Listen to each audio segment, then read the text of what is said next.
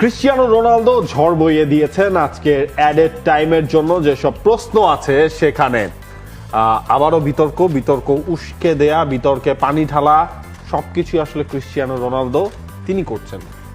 Messi ফ্যানরা troll করে রোনালদোর skill আর dribbling নিয়ে হাসি পায় ভাই, কারণ ওরা শুধু এখনকার রোনালদোকে দেখে, কিন্তু তারা জানে না একটা সময় ছিল রোনালদো মানেই ড্রিবলিং এর সাইক্লোন।